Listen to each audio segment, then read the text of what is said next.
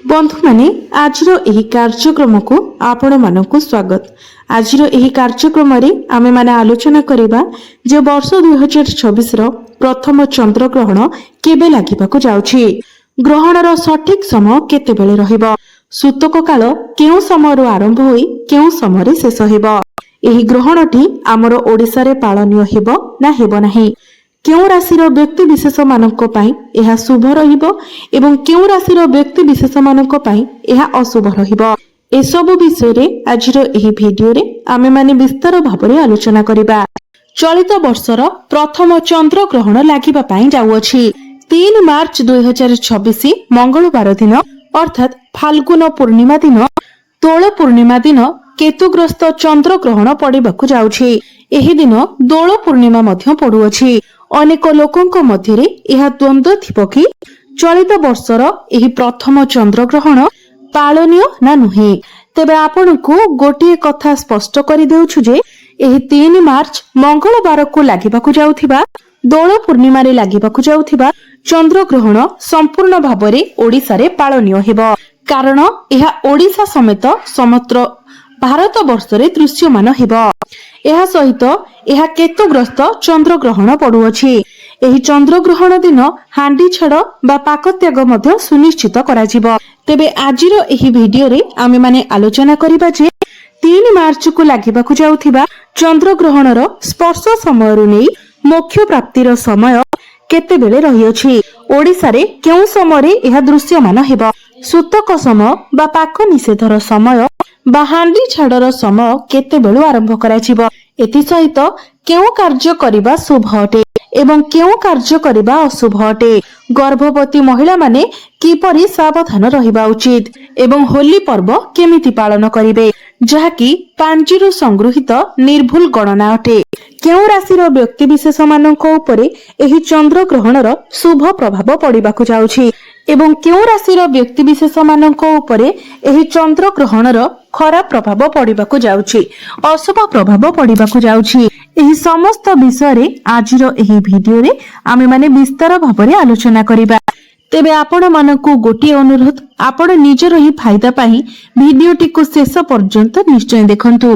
तेबे भिडियोटी रे आगो को बढ़िबा पूर्वरु आपण माने भिडियोटी को लाइक करी चैनल टी को सब्सक्राइब करी दियंतु एवं कमेंट बॉक्स रे भक्ति एवं श्रद्धार सहित जय श्री जगन्नाथ जय मां लक्ष्मी निश्चय लिखंतु। तेबे बंधु माने 3 मार्च 2026 फाल्गुन मास शुक्ल पक्ष पूर्णिमा तिथि रे अर्थात मंगलवार रे घटिबाकु जाउछि चलित वर्षर प्रथम चंद्र ग्रहण। बंधु माने ग्रहण हेउ किंबा पराग हेउ एहार प्रभाव समग्र जीव जगत उपरे पड़िथाए, राशि नक्षत्र उपरे पड़िथाए, संपूर्ण पृथ्वी उपरे एहार प्रभाव पड़िथाए, समग्र संसार उपरे एही ग्रहणर प्रभाव पड़िथाए। तेबे चलित वर्षर एही प्रथम चंद्र ग्रहण संपूर्ण भारत रे दृश्यमान हेबा सहित संपूर्ण ओडिसा रे मध्य दृश्यमान हेबो एवं एही ग्रहण रे हांडी छाड़ बा पाक निषेध सुनिश्चित कराजिबो। साधारणतः चंद्र ग्रहण लागिबार 9 घंटा बा 3 प्रहर पूर्वरु एवं सूर्य पराग लागिबार 12 घंटा बा 4 प्रहर पूर्वरु पाक निषेध बा हांडी छाड़ करा जाय थाए। एही समय को आमे सूतक समय बोली कहिथाउ, हांडी छाड़र समय कहिथाउ। जेहेतु यह चंद्र ग्रहण लागिबाकु जाउछि तेणु 9 घंटा पूर्वरु हांडी छाड़ बा पाक निषेध कराजिबो। तेबे एही चंद्र ग्रहणर सूतक समय बा पाक निषेध समय बा हांडी छाड़र समय हेउछि 3 मार्च 2026 मंगलवार प्रातः 6:20 रे आरंभ हेबो एवं एहा संध्या 6:47 पर्यंत रहिबो, अर्थात 3 मार्च 2026 मंगलवार दिन सकाळ 6:20 रु आपण पाक निषेध करिवे एवं सेही दिन 6:47 पर्यंत अर्थात संध्या 6:47 पर्यंत आपण पाक निषेध करिवे।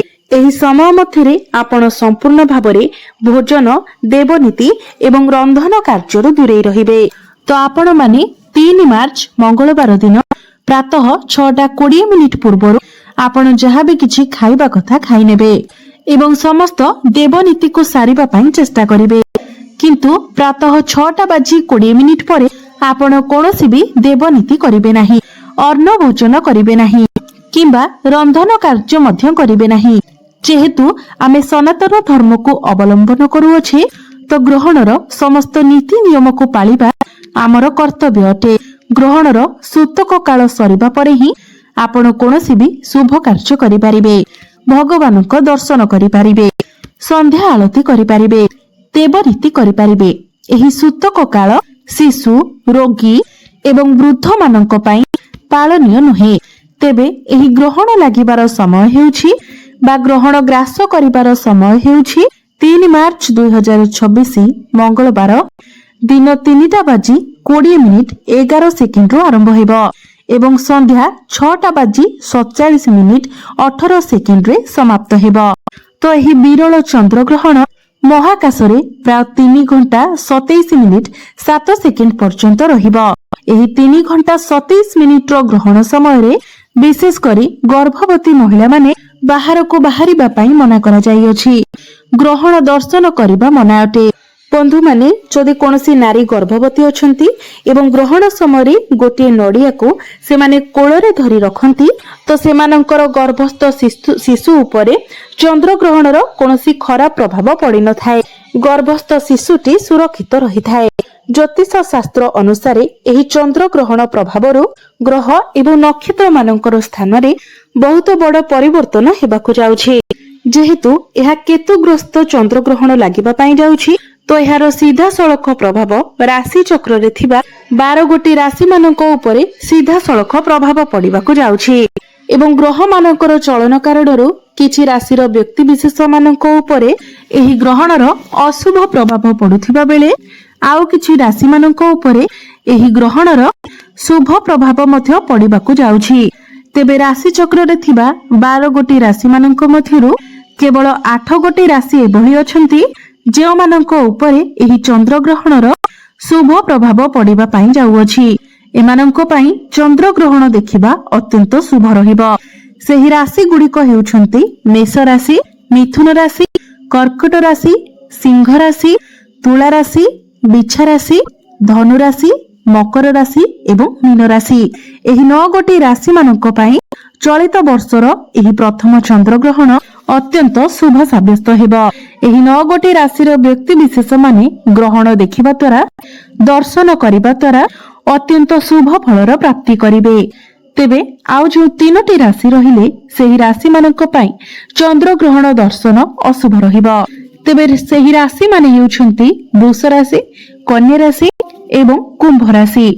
एही 3 गोटी राशिर व्यक्ति विशेष मानक पई ग्रहण दर्शन अशुभ रहिबो।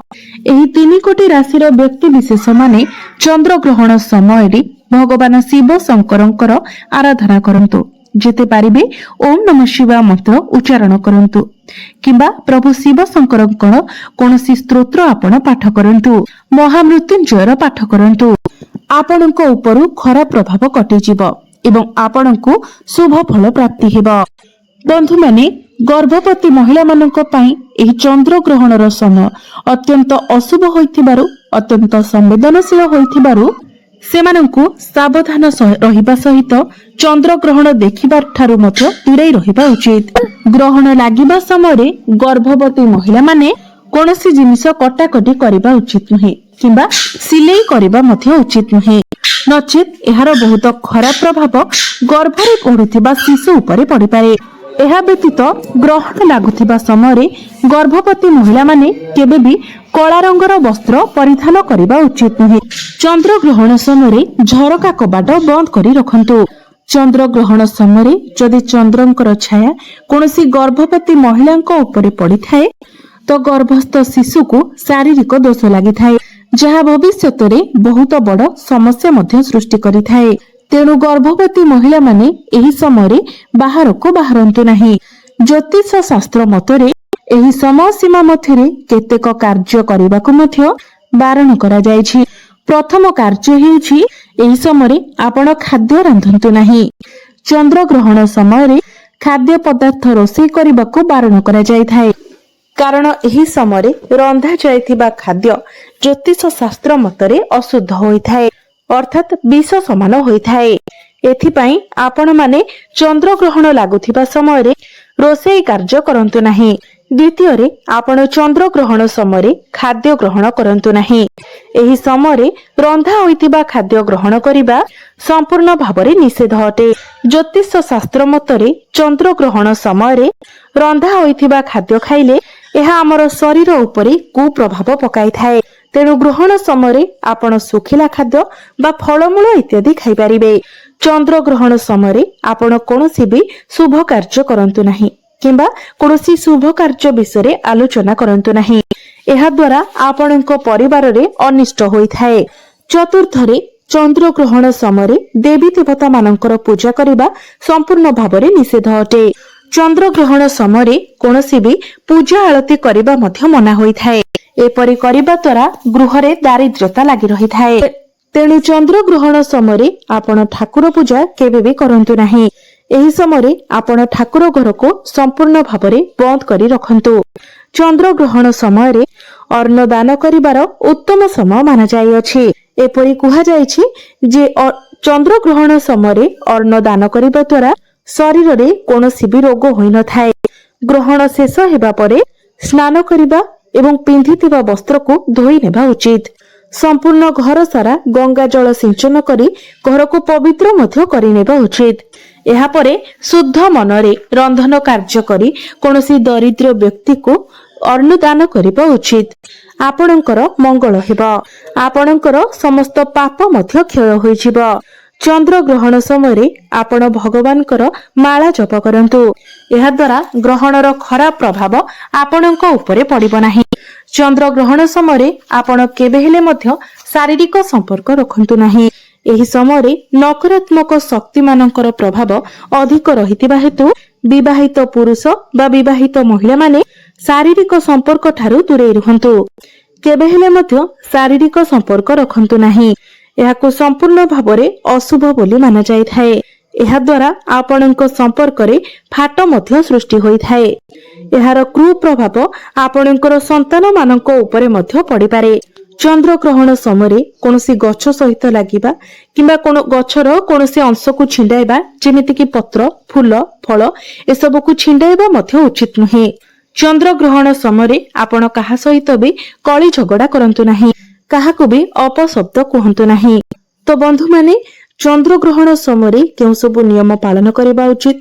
चंद्र ग्रहण केउ राशि मानक पई शुभ रहिबो एवं केउ सब राशि पई अशुभ रहिबो से विषय आजिर एही भिडियो रे आमे माने विस्तार भाबरे जानिले।